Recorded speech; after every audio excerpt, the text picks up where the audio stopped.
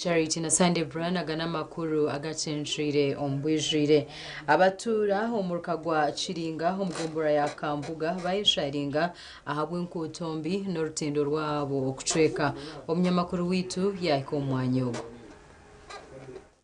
uku kwakorerwa harutindo rwa Hajibari urukwatanisa kanungu taboneka nso na negombora ya Kambuga abatura nibagira ngo bwa hataba mazire imyaka n'urutindo rucecire kandi ahantu ho hihaye bari gutora okuza kutunga obuhereza bwe byamagara konka cyitwa munonga itoni turugahanuya ninzana akaje kutora mu katoju katora kigandoro zakanungu hazampa distance byampa kwika kanungu katweze cyane C5 katwire na minister ora shabuto akozire bona kwakurembaho ya mizi ndi kumangwa ariho kore nkuto ntakare barukuto ato muntu nagwara arondo kutora habura nkitwa boro kuturukushaba owa boda abanza yakora yachebe sete nyinzi uruguto n'urutindo rutugarurire nyimo bworo bwabo bworo tugenda kanungu oshanga umuntu uri kumutwara 13 ati aragamba kwereza 15 abo kujo uruguto niru abebembezi b'entebe zo kubanza umuro rw'entondo nyambirizi hamwe na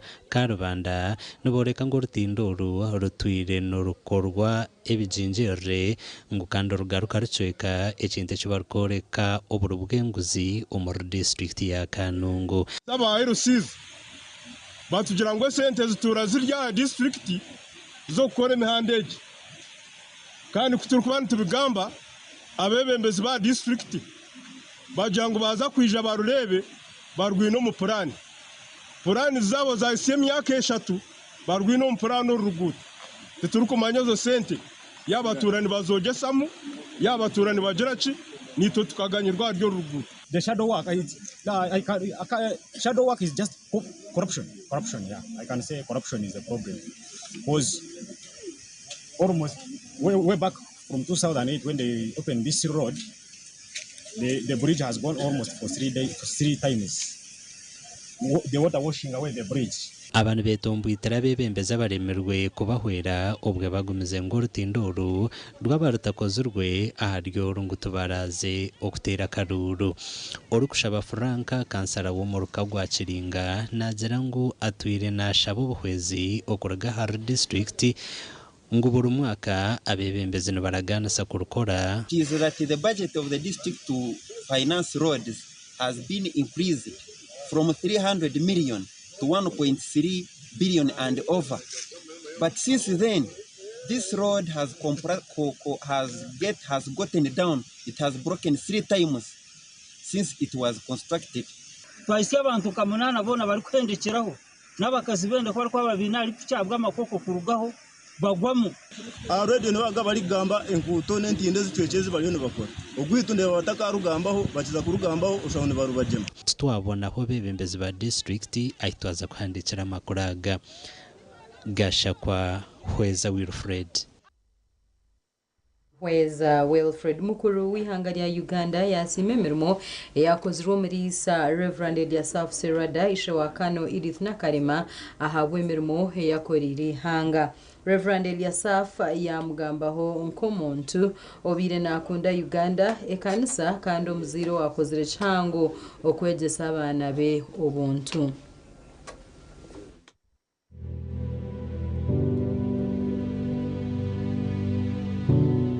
omukoro ogwagugenderire okonja kumuriza eka ya Reverend Eliasaf Serada kandi ogwabarebereze bayitanga new mission ya mahero awa Reverend Eliasaf Serada gwakorerwa omumbuga zekanisa All Saints Kanyiganyeje omurika Shali South District Nimbar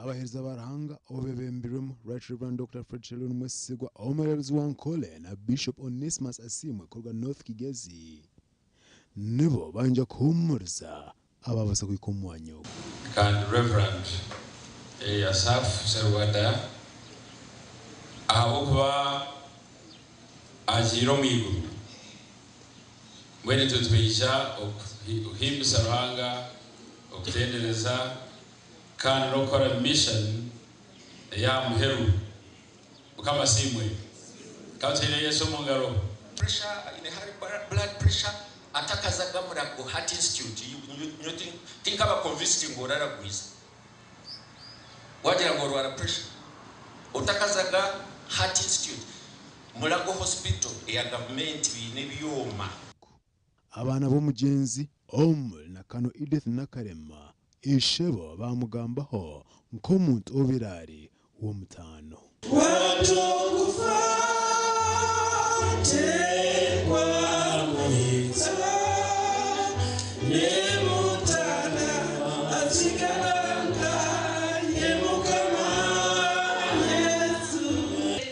There were 3 words. Hard work rewards, patience keeps love, tolerance keeps life.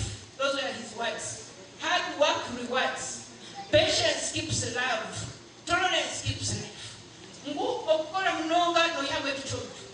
Omukugumisiriza nukulinda rukundo. Abantu bagamba abana tubine kuipanga munongo karibu.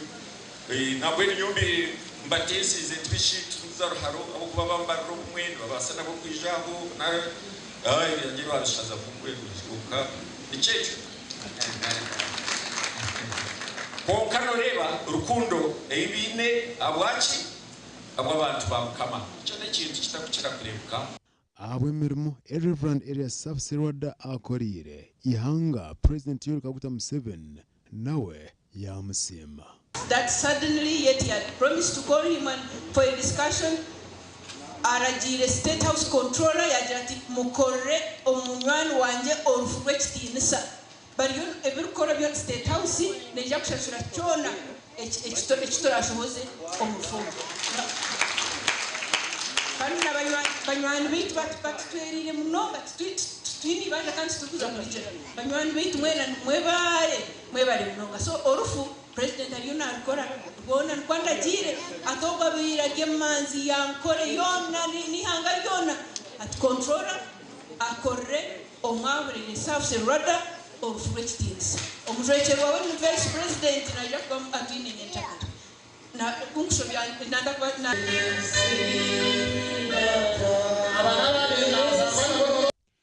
Reverend Elias Safsirwada akazaro 20 ukwezi kwa 12 mwaka 1989 afire 8 ukwezi kwa 2 mwaka 2025 yasiga abana 5 abijukuru 18 omwijukuruza omwe no mucyara Elias Safa yafira yanakora office ya Bishop wa Kasaka Gomba nkoro kwebembera bakirinjo na Albert Eldare ogunu kuzikwa izo bari anyenchakari omurika Shari South Overells Ninkole District Nimbar aba TV West ni Senyomo Gideon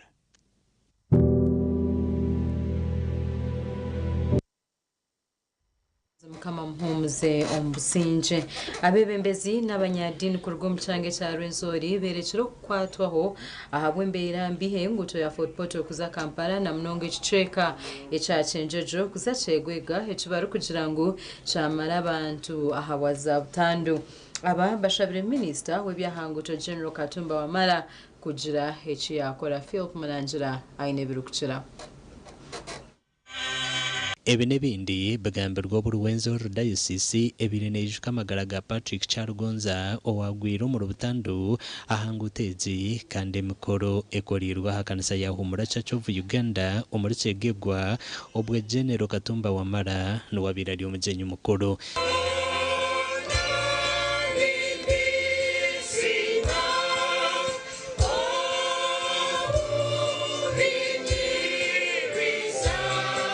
Bishop Chargonza akagwa umurubutando mwaka gwe 2010 bwanyuma yo kumara umwaka gumwe gonka ari Bishop wa Rwenzori Diocese ngwakafera mu accident yali imbi muno hagati ya Mukunyu na Kayihura orugudo rwa Fort Portal Kampala kandi honorable minister kuyiha Bishop wogo afa orugudo rugumize mu muno no kwita abantu bayingi muno habwo kuvuga kubi rundi no rugudo narwo obutaba rurungi hawakuba inoso kumala hemu hati saa zino mala esaha 3 rundi 2 habwokuba harimu ebiina bingi muno nabwekyo singa ebyo babikozerwa nyina kunena yakuba inavuga nagenda amaiso ga motoka obutandu obwo bwakubaire nsobola kubwetantara. Let us also work on our roads.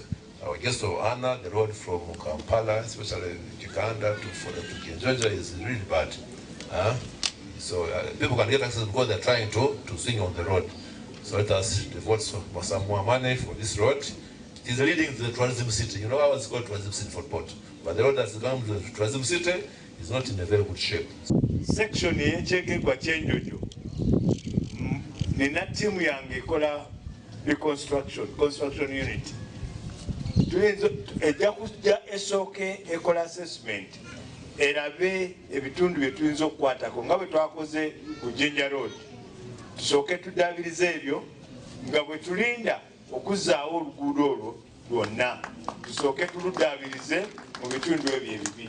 Honorable Tom Amoti omunyishenjero wa Chaka Central ayonjire yayijuse Minister nguto ya kazo chegegwa kuza charuguza eyi president yabaraganise kukora kandi minister mugarukiremo na muno orugudo rwa kazo kyegegwa hapuyo karuguza ninkimanya tukatungaho rukora tuyibona itwe na utisa Kafuzi Jackson na ba members of parliament omofisiye wagamba mutafuwayo rugudo lo tuyita Liberation Road era yezimu ku nguudo mukama waffe ze yandagidde mu NDP4 okusookerako oluguudo luwanvu naye nga luyitibwa Liberation Road lwakola nnyo mu lutalo lw'okwenunula.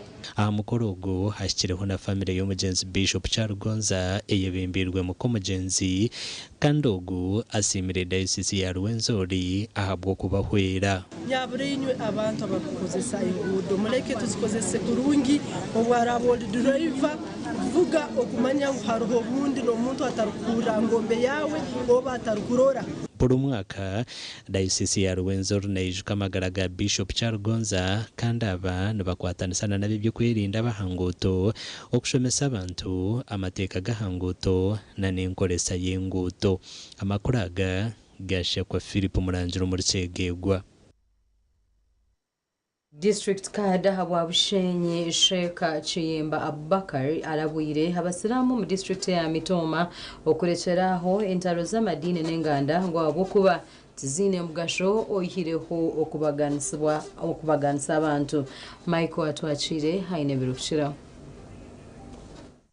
okuraburwa okurugo mu ntaro kubireho nyuma abaziyo aha mukoro ogwo kwakira muze Israite byamaka obire na rugameka arukugaruka omumakaje agarukushangwa omurutoke omutawuni council ya Mitoma district. Bendwa rumugire muta obwanga ni mugire muta mureke tukundane then tuzembiye kuraburana obwire buturahise tutakundana n'emishyarangana cyo kugirata ogu agarukire yakabucira abo bona abarukwerwanisa government ngo ne babakehena abayanikire barukuri identify kurakurana dini yoko waramya Yesu yoko waramya nanka Muhammadi yoko niyo kumanya konkecha mani muri mu Uganda murungi Museveni omuntu akumakanisa waye batakwenda Museveni umanye ngine chikwenti mungoro na bana ite ko bashe kwamba mtu waranka bitabika konke izuiri.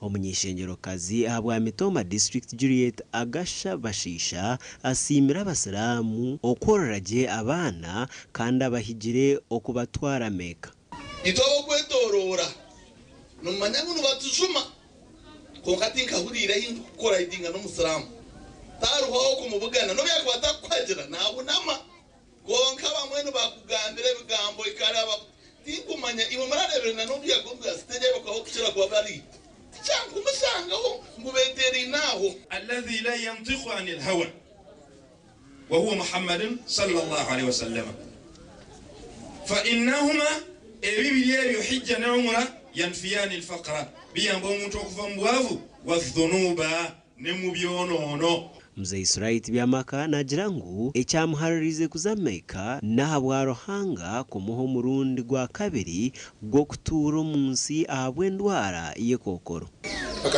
Bakapandika ukatomunana kimwe n'emtwaro icyenda ukatomunana kandi kikatumba cyitera bakora ibindi bakoze usanga tukakena we ngurutugwe tukakayirwaro basibirize Mbabazi. Ogu asimire Ruhanga omutembise enyonyi eyatwire naranze ahiguru. Ndanga bizi n'abantu tuyite bayiguru ngo byo kuyita no kana tukayo akakayitesa hamwe ngo ngwane maresa mkago muchiti cyayigo cyo ngwane cyakabi. Bemwe ahabirungi byo kuzameka no kugira ngo nosasirwa ebi byawe byona oba nkomwana ozirwe kandi otungane miji. Gashakwa Michael atwakire. Michael atwakire reka tumire ntugaruka nagarukurata. The school. Omurebe wa TV West. Wanomanya nti embarira ni kikuru ombara mu bwitu. Sente zone ziwakwata ofuna omushahara wanozibarirage nikikuyambaho ombintu byawe byo kuba nokora burijo kandi na nokwetebekanisiza nyingi. Ekindi amabanja tuyina amabanja mingi kongasha amabanja ago nogakwata nisota.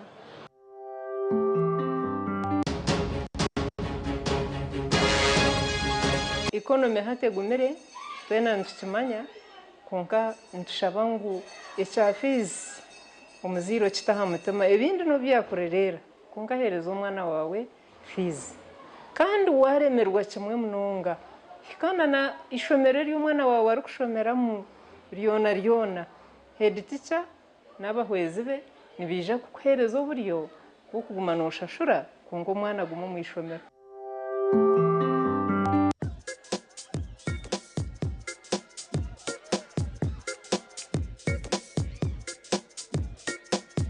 Are you in panic?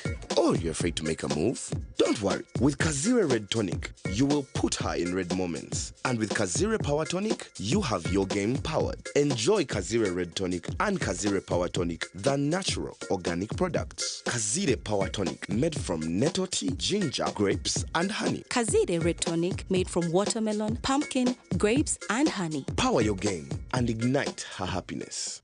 Otwiro cyetengo cyo kushoma bunasi obuzarisa Everin Health Training Institute Mbarara City ishomere rikushomesa bunasi obuzarisa ahurengo rwa certificate diploma in nursing and midwifery niza kwera ishomereri nirishangwa kachika omuri cyamugoranyi ari Mbarara Community Hospital ija oyetunjiro bukugu okwandika beje basya kuri ni kugenda omumisha hishomero ebiri kukiraho terera notu mshanje ibiri kinana neina 13 Kaganitano. Ogambe na Academic Registrar.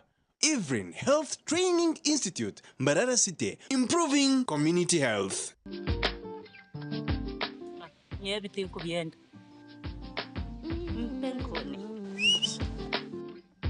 Penkoni.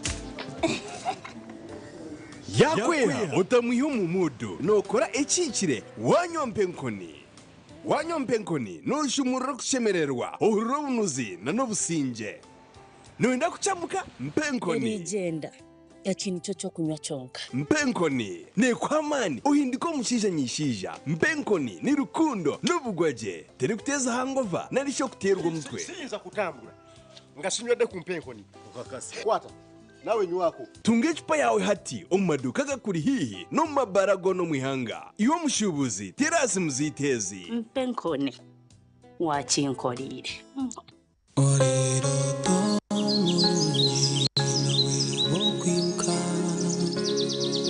ekiro kisisire kireke rasfomne bakasheshe karonje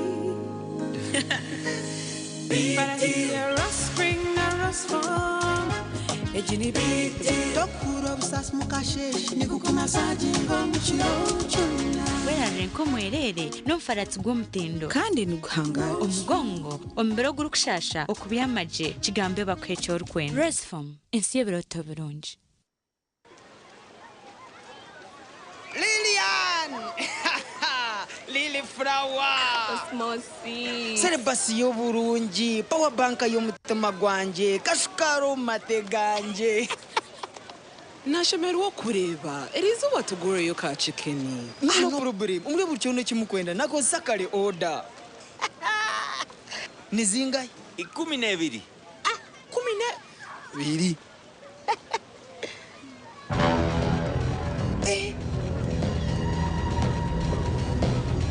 no rebota ni yahwechi kagaruka nkia hechi nketiza nanaka hati nizinga hao sente zawe zazitakumara utabonabona wesotinga na MTN momo kwesa momo app ninga shonyege star 165 star 5 hash ukongeraho na momo advance kandi ushashure twakuretera ishomero nyamurungi Light Secondary School Nyabubare Bushenyi District abana batano nibo basingire no bubonera 8 omuri 8 ombya sine yakana 2023 abana 9 bakizira mu first grade kandi sine ya mukaga 2023 atkunda Osbert points 20 BCM na Sasra Owen 20 PCM atamba Mark points 19 BCM muchunguzi Wycliffe 18 BCM Mushere Riston 18 BCM Mwine Collins 18 BCM Turiagumanawe Kenneth points 18 Head Kabito Anthony points 18 BCM bakine emyanya musine yo kubanza okukasine ya mukaga iwe tire simu uyetunjira umwanya note mushanje note hashatu na mushanju anana mwenda 30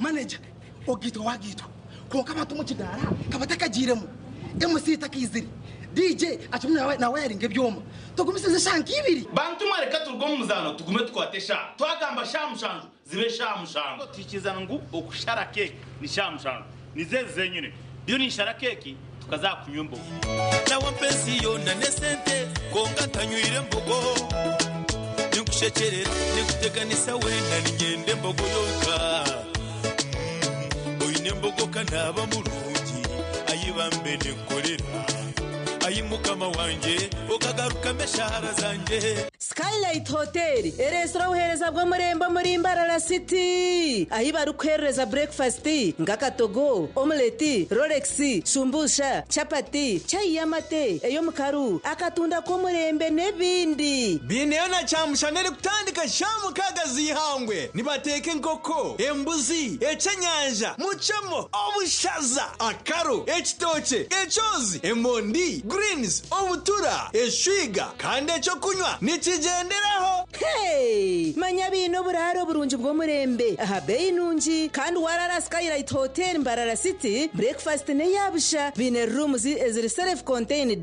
DSTV security rije kandi parking ne yemarira bine bara yo murembe pool table sauna na steam bath hamwe na conference hall Skylight Hotel neshangwa omuri Mbarara City wahingura kace aha Vision Empire orguto rwatora katete ijuka ngu nibo ba director ba Skylight Hotel rukunjiri ebirukiraho tera note mushanje mwenda 18 58 38 ninga note mushanje note mukaga 36 36 Ruashamire Vocational Institute itendekero ry'amashomo ga business na technical studies international diploma human resource management public administration guidance and counseling computer science and English IT records management accounting and finance business management journalism tourism building construction electrical installation mechanics plumbing hamwe na gandi minji amashomaga gona ngabuzubwa ebitongore nka UBTEB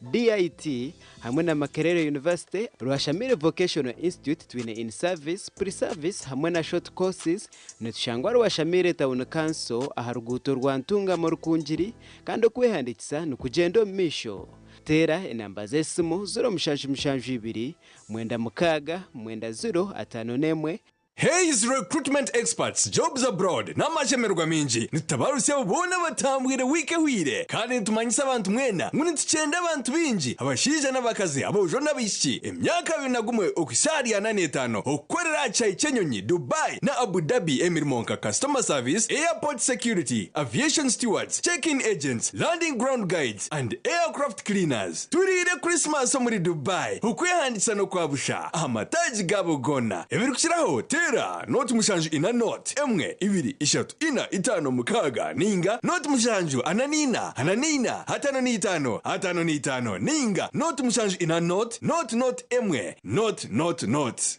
At Exodus College School, we believe passionately in the academic, personal, and social development of each student. We offer an excellent learning environment to nurture holistic students. Exodus College School is an R&D-level mixed boarding school with modern dormitories, science and computer laboratories, library, and sports arenas. We transform and equip our students to have a competitive edge. We are located in Mwakiso, Hoima Road, 4 kilometers from Mwakiso town. Come register with Exodus College School to give your child the best education. Oino mukoronke mbaga yo kugitwa okwinjira graduation okusima enchiko za AGM nemikore ndijo yona abatina events bakuretera ubuhereza bw'ururengo rwensi yona ubwa decoration mega tents hamwe na tents zebike bindi byona akasente kenshiko tina events nibashangwa achombeko echa Central Market room number 17 ari Mbaguta Street omuri Mbarara City okumanya biri kukiraho tera noti mushanju mukaga hata itano chenda na mwenda ananeina tina events nito tuanko muri burengero rw'izoba abino buhereza bwo murembe Bumbire Secondary School Day and Boarding iri kushangwa Bumbire Bushenyi District ekwiniro bwegese burungi kandi bwo mutindo gwa higuru binabashomesa batendekirweje abeji nibahikira hidara rya higuru buri mwaka nirimwo mu mashomero agari kwijagebembire Bushenyi District. Bumbire Secondary School ine library na laboratory na computer lab ziri kwemalirira ahabwa abeji kandi zirya mutindo gwa Ministry y'ebyo bwegese. Bumbire Secondary School ehandikise na Ministry y'ebyo bwegese bine UNEB center number emyanya kiriho okurwo munsi niya yo kubanza okwiko munsi niya yakana 2025 kumanye biri kukiraho tera note mushanje ibiri ashatu na mwenda 21 ugambe na director Mr. Barahuka Denning konga shunze kanibo kira kweshongora totera yo kamu ichenda ngonywe kabiriti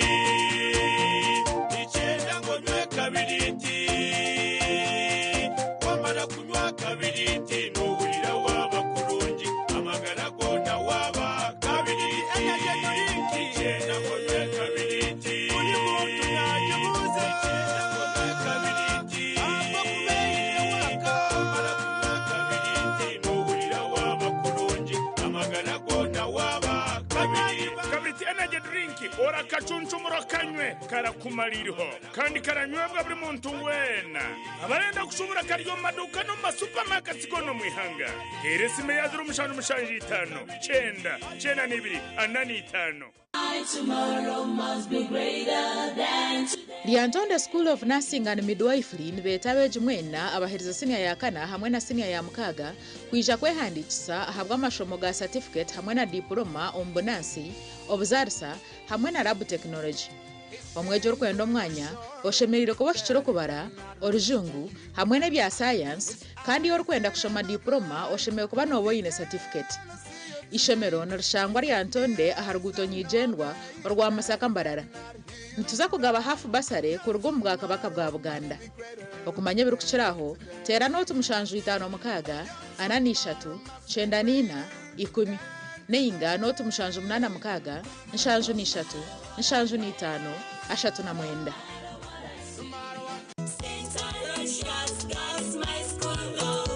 Ejini St. Aloysius Gadu Secondary School Chitanga eri kushangwa muri Chitanga Parish Kashambya Sub County Ruchiga District n'ishomero ry'abishikibonka kandi rurukuraza beji. Ishomereri rikatandukwa kwa diocese ya Kabare kushomesa mwana wo mushishira kamutaha mutindo. Ishomero ryine Karumagezi library oburaro burungi laboratory ya science amashanyarazi ebyemizano okweshongora scouting ebyadini eby'obuhinji n'oburisa eby'emikono hamwe n'ebindi bingi okwehandikisa n'okugenda omu maisho ah'ishomero okumanya ebirikukiraho teera noti 7 21 19 noti 2 ninga noti 7 3 94 86 8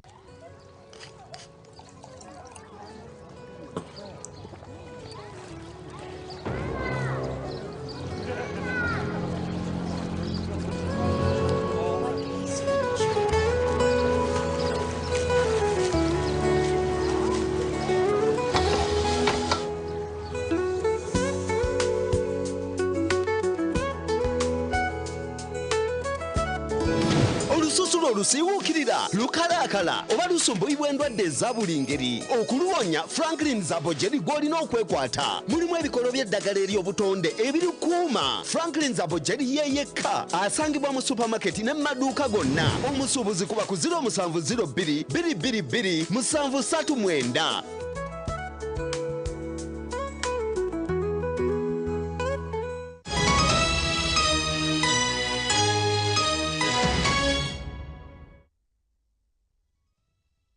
Kahumro abebyamagara abebembezi hamwe n'abatura ku rwo mu district ya Chenjejo bazireyo bayereko kwatwaho okubine kwenda ngwirwaro ryabo erya St Martin's Health Center ya Kashatu rukuzubweriza ha Health Center ya Kana. Daniel Bingana aine birukira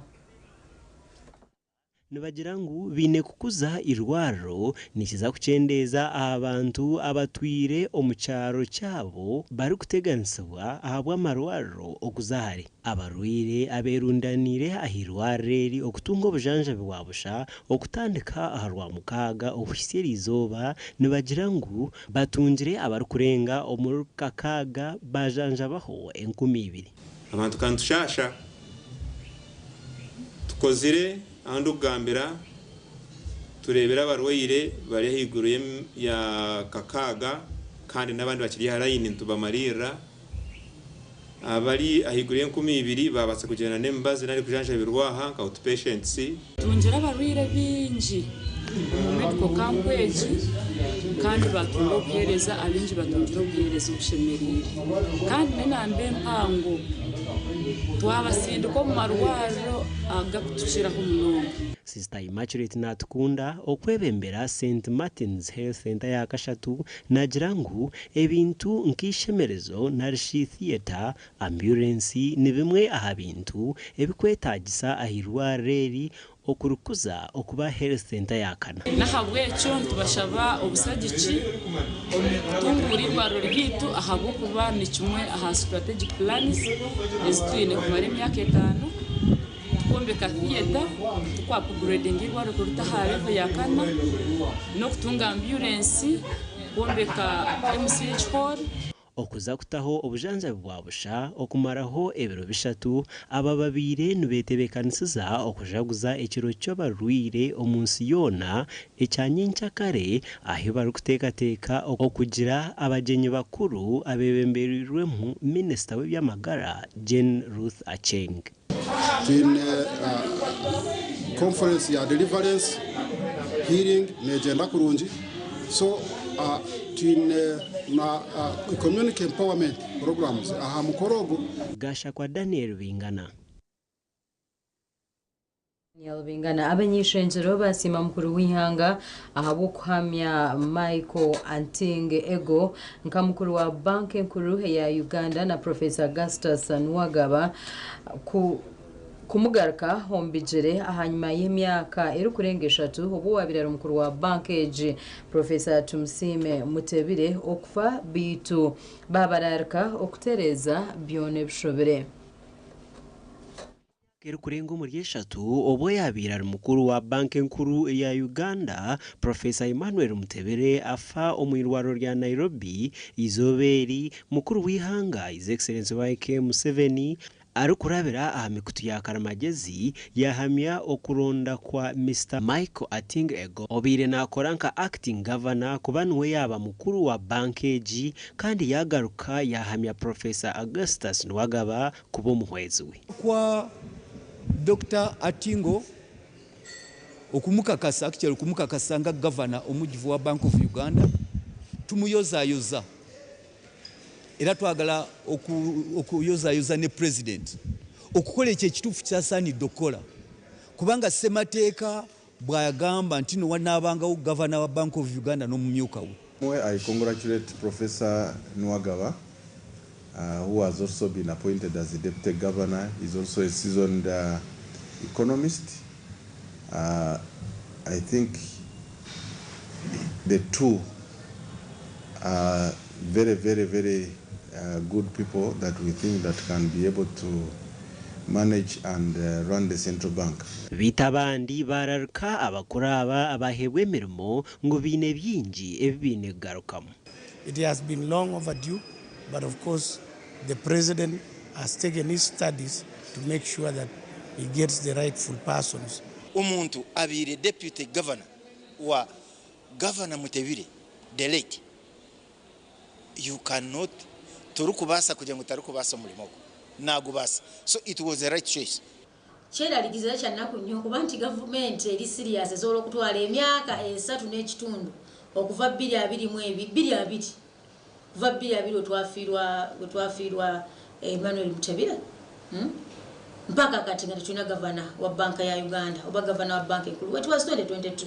Abantu baza kuzomu kachiko ka parliament akara kushwizuma abo bona abari kuba baronzerwe mukuru w'ihanga. With the wisdom that God gives and a grounding in the law, a judicial officer can go through those daily trials over and over again as they run through their career. As a practitioner, I've been practicing law for the 25 years, and for that, I can tell you one thing. There's a lot of backlog and a lot of cases, and it's a welcome thing that now funds have been put into appointing judges, so we needed more judges. Omugandi erizoba abarukurra erindiro ry'enyamishwa n'ebinyonyi erya Ankole Demonstration Zoo bachero mashemererwa bwanyuma ya Queen Daisy owazigija omuhara nuko kumweta Princess Alson. Now you have a clan of your own. Olwalero luno tuli wano ku Ankole Demonstration Zoo celebrating nga tujaguza okuzaalibwa kwa horse empya endogoyi empya gye bayita Queen Alson. Nyikiro shaisha tunenda cheka 20 etuzalire empangare nangashinayo akikya kutweta ngo ni princess. Aha na munonga nkerizo twafuna umugisha deputy RCC Mr. Kanusu yija so mukutangira na no kwakira enyamisho yitensya izirwe nyikiro twamuho umugisha ngo aje izina. Waliwe ebinyonyi bingi ebimu biva Gabon tusubira no kusubira nti je bujje mu maso Ankole Demonstration Zoo egenda kuleta wano lions emporogoma empara byonna ebisoro byonna byomanye byomunsiko. Ankole Cultural Demonstration Zoo bakahebwa orusa okurinda enyamishwa z'omwishwa okuzirindira aha famu yabo okubasa kuhinduka ekyoburambuzi okuruga mu mwaka gw'2018. Haroho abantu abino Ruganda bakuzira obunyankogute konkitwe hati ntubereberera hati mwe no mukubereberera kandi hakiretere cyo buhangwa kandi na necyo burambuzi. Omwanya ogu gurumu ebinyonyi n'enyamishwa z'omwishwa kandi ebiri ebyoburambuzi omu kibuga ekyambarara. Ndi Michael Tumwakire na Jimmy Muhumza awa TV West. Kuri abatuye muri Ntungu Isinjiro South batandikire hururu yo kuhinga omwani nkagumwe aha mutindo ogwo kweyiha omboro.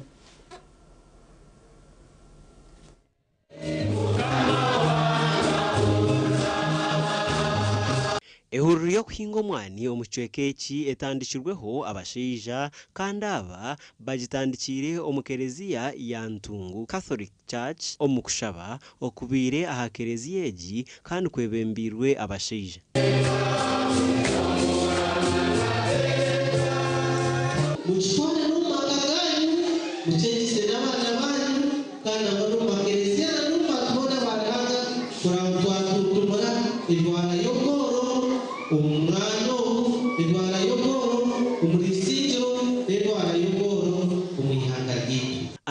nibagira ngu bwanyuma yo kutayayira factory y'omwani erugire kwigurwa omu district ya Ntungamo nibenda ngu egombo regiona ehinga omwani nikwe kutandika ahitaka ryekereziya ngu buri omwe arebereho kiriya cyoma tikana uzoti tufiri mu mwani kireki cyamarwe omwani tuguma kukurura akatugira ngo the lowest sente za kubasha ezuke aha muhingi shebegwazi y'emtware kiri emtware kandi President Museveni akajya ngo tuhinga omwani ensi yona aho kwatuhire cyoma omuri ankore ekikutwara tani nyingi munonga nabwo ejo nanimbashaba mwena nko kumuryahampa icyo kitwakora hampa kitakakoma hampa honka mukitwara no makaganyu enteekateeka yabo yo kwenda ngu omwani ogubarahinje omwitakeri gube modo ya district yona bahireyo budget yabo rero begisiro mu kushaba oku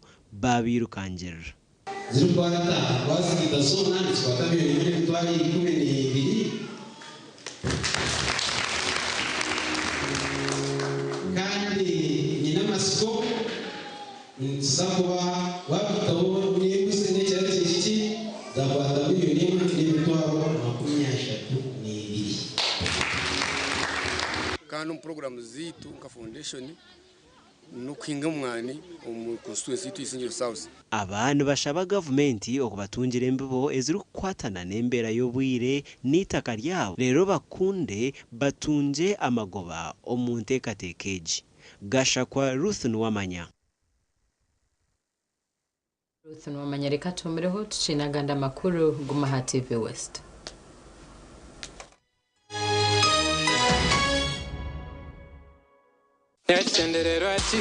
Nekigendererwa kitu kuhereza obuhame aha sente zawe ezibikirwa mu banka ninga she kitongore ekindi ekikirizibwe banka enkuru ya Uganda kubika sente okuhebwa obuhame aha sente zawe n'ekyo mugasho nko kuzitaasi ahabw'egi nshonga gavumenti ya Uganda ekatandikaho ekitongore ekya Deposit Protection Fund okuhereza abantu obuhame ahari sente zawe ezibikirwa mu banka n'ebitongore ebindi ebyikirizibwe kubika sente ngu banka ninga she kitongore ekyo ahore kubika sente kukyakukingwaho otakimanyire DPF ne kushumbusha obutarenzya aha bukikuri 10 omu za Uganda rebeka ngo biri kukwataho aho uri kubika sente zawe biterere nke namba yendanga muntu ninga shini enamba yesimu eri kwakira esente ninga enamba ya account endijo eyorukosa omu banka endijo enkora n'obushonshoreke nibikuratirwa okumanya biri kukiraho hikirira DPF aha Towers plot 7 Lowdale Road Kampala tera not ishatemu 2 ibiri not mukaga ina not ninga batayayira website yabo www.dpf.or.ug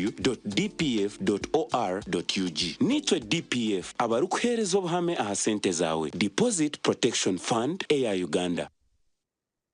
Olina omutwe oguluma emimiro egiruma ebinywa amannyo oba omusujja waliwo Kiramo Plus lw'amaanyi ku bulumi n'okuyamba ku mbuto eziruma asangibwa mu maduuka agatunda eddagala wonna mu ggwanga. Kiramo Plus takkirizibwa baana abali wansi w'emyaka 12 obulumi bwe bweyongera genda olabe omusawo.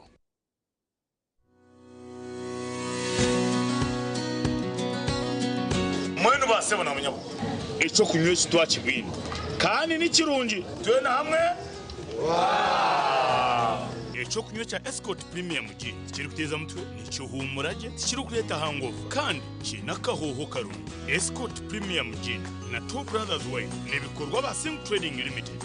Ye mucyarato cyo vuga tugende mwami wano manya wanyakaganya umwazi oreke ntembe pikingende hati nanywa aganda masya Escort Premium Flavored Gin nukahuhuri akakagurete amarwa tigari kunyubwa basi y'emyaka 18 nywa n'obwegendesereza. Tumu Medical Institute irashangwa muri Rugongo Karongo Buhweju District barakira beja bojo n'abeshiki okwija kushoma certificate y'obunasi nursing certificate y'obuzalisa midwifery diploma y'obunasi extension diploma y'obuzalisa extension itende cyo rihandisibwa mu bwijire omu Ministerial y'obwegesi n'emizano kandi na center number okuruga mu Unimap itende cyo ginentandisa bwo buherezo skills lab ejure byo kushomeraho abashomeza batende kigweji library jire bitabo internet na wifi yabushabwa beje na staff igwariro ryo kuragurira beje bagwara intambura yabushabwa beje babarahumura na babarahumuruka ebyo kurya biri fresh kuruga mu famu zitendekero abeje bona baratunga buraro bwabusha umwanya ni muhango kandi gwehererire abwa beje kushoma kurunje abeje barashoma certificate barashashura sirinje miliyoni 1.50 aba diploma bashashura sirinje miliyoni 1.40 okumenya biracyaho tera not mushanju 5 mushanju nshanju ni 5 nshanju ni 3 10 excellent innovation and diversity in health. Step up with DSTV and we'll show up by giving you more incredible entertainment. Well, that's it for me. Upgrade your subscription between the 13th of January and the 31st of March and get an even higher package for a whole month on us. What a day he's having! There's nothing better than putting a little bit in but getting a lot out. The brothers-in-law just got to town. Relax, everybody, I'm here. I've heard good things about you. Don't let me down. Step up and we'll show up on your home of entertainment, DSTV. Hangura school fees yo mwaka gona echo inokora shashora school fees urukozesa momo yimata akanyonyozi emwe mukaga 5 akanyonyozi 8 noti akadara ronda ho nambe 2 school pay aho kurataho ronda ho nambe emwe okushashora school fees teka mwe namba yo mwana wawe aho kushashora school fees na no muhendo gwa sente zo kwenda kushashora rero wamara teka mpini yawe aho noja kwa wataho mukazano kweko hangura school fees zo mwaka gona.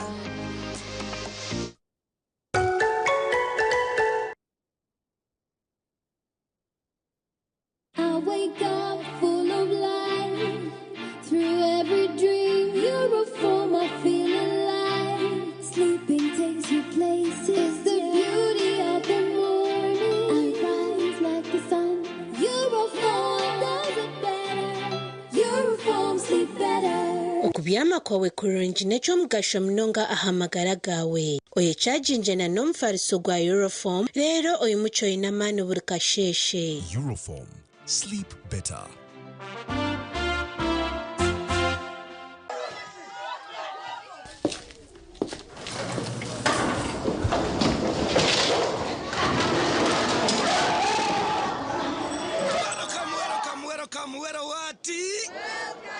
What's our topic today? Okutambulanga kinawolo. Bera mukirasi. The biggest back to school promotion is here. Bera mukirasi. Buy Movit products worth 15,000 and win a bucket or basin. Buy Movit products worth 20,000 and win a bucket and a soft dish. And when you buy Movit products worth 45,000 shillings, you win a school bag and lots of other prizes. Movit, all day confidence.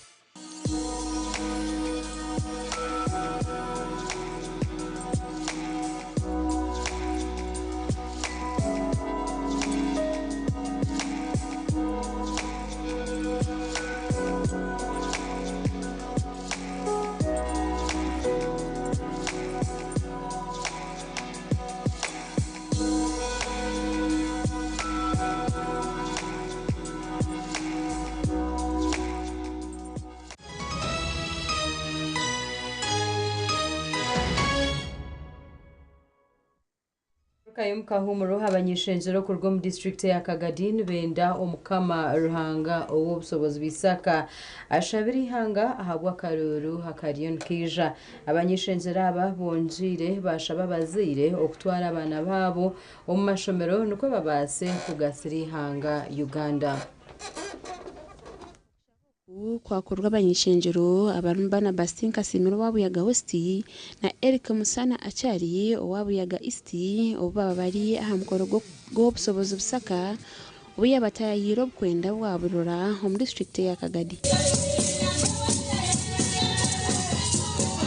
Mukama ruhanga tata obusobozi habo kwegesa obomu habo kwegesa abahereza gukora na amani enyegesa eno abalungi tutugirolera hano omukagadi tutugirolera hano Africa honka baitu enyegesa eri omunsi yona. Abanyishenjera aba bonjere bashaba obusobozi busaka ogonjero kushomesa abantu okora namani obumwe hamwe no kundana kandi bamusima bw'intunguka eyaresero mu rubunyoro cyo kubanza oyegeseze obumu kandi buzokere muno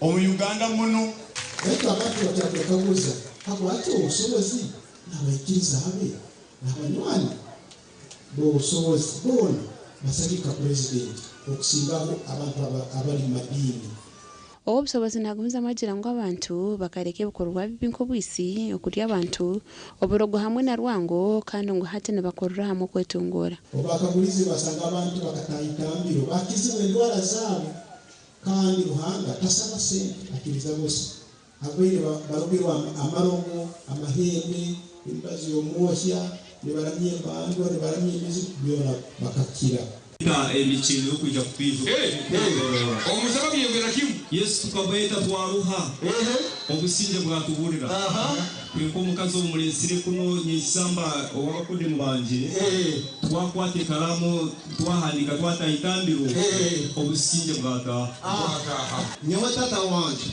amuzire nani anko wanje hati ya anko wanje akashuba ya shwera nyina bayazara mutata wanje kandi kindi family yetu omwana buli mwana wo kubanza afaga amukorogo obusobozi busakajwe kira abantu bitano mwe kandi nabandi 200 bataho mu nyikirizeji omu butongore baitu bali bahereza bitano n'omu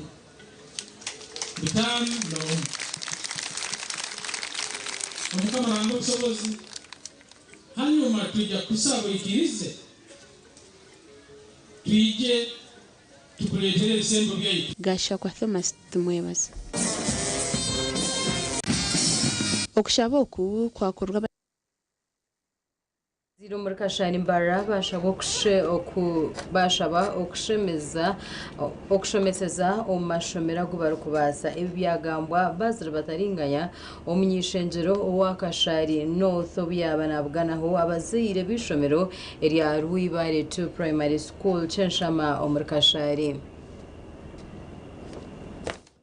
babeji abecyamushanje ndicyamukaga orugabo mukanisa ya Chenshama banzire yagambira abazire ngo abana kwikaje tibyombeko kuye no kufayo kwabeshomesa hamwe nabeji akani karebe kantu kake konke kigenderwa kitu no kwereza abana motivation ningashi ensigo eyo kuboreka ngo wakoraje n'urongoro bwena hibaraze shomero musini ya 1 kushika sini ya 4 nabwayi mabanziri yahereza bejabe na mshanje bishemereri abashatagwize bubuzo bw'icyamushanje mwako guhire kandi abashiro mu idari yo kubanza yagaruka yabaraganisa printer yo bushoboze bubuzo Honorable mukama kumshiranga mbasisa na wasakia 11 aggregates sima abashomesa bitu nuko kushika ku mwana konka tugire kucetegeza twashanga nk'abazire twayitera mamani gitu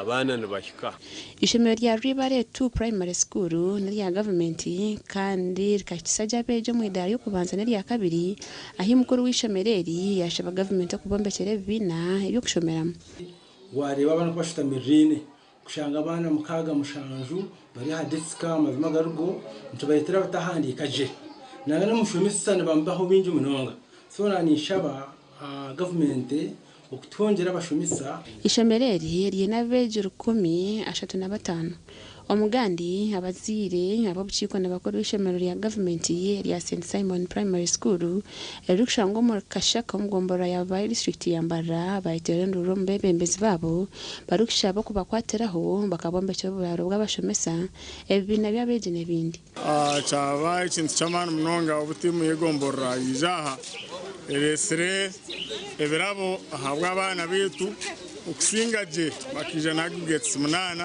abana bana tugamba kandi nango imo iwarake abo kwa government kabateraho bizimbe benebe umurubare tarho isomero yine bizimbe bino even district okugambe ebi nubwo abakuru ku rugo mugombora ya Bare babana bakwasomo obuhwezi bw'umufarasi ahabeje abasinjire gombora yona ya Bare omugeze bya Piero ebi mwakugwiri mwizina rye gombora ya Bare kakanso ye gombora twahingwize nitwara mukishogo kwasa headmaster nabeji abasinjire umwako gwahwira bakoze je Piero yi nze cyamusazo makugwire anshobora kubakoze reje kumunana sinjire gombora ya Terese bravo simana yesu chikozere tumana kumuntu abeje n'abazire hona basimo bwezo aba TV West Susan Chelsea na Evans Tanimo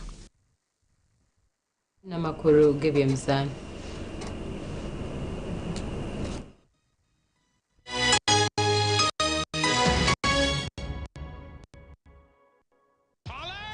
Say hello to Kevin. He is just beyond words. Your ultimate BFF for football nights. He is a man that you just cannot silence.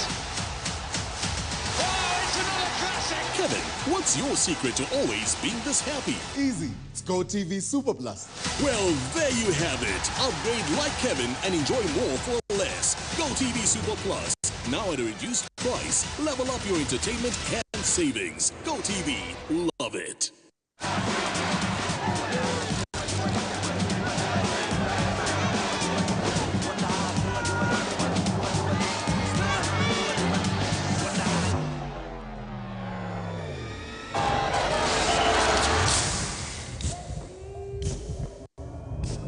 Selfie.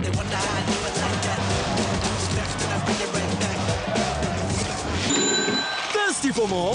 Buy a Pepsi 300 ml or a Pepsi Max 330 and win lots of prizes. Check under the cap. What you see is what you win. Redeem from a Pepsi depot or a truck countrywide. Terms and conditions apply. Pepsi, for the love of it.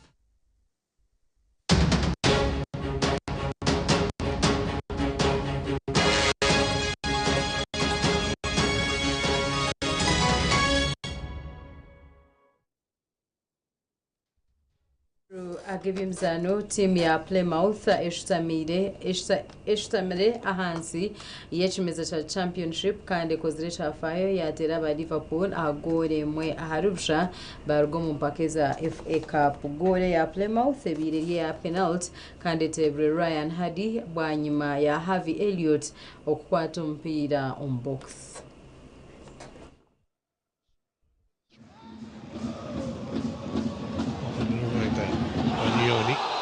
Appeals, penalty given. Handball by Elliott. Looks bewildered. There won't be a VAR check, of course. I don't think the referee's got any other option. Yes.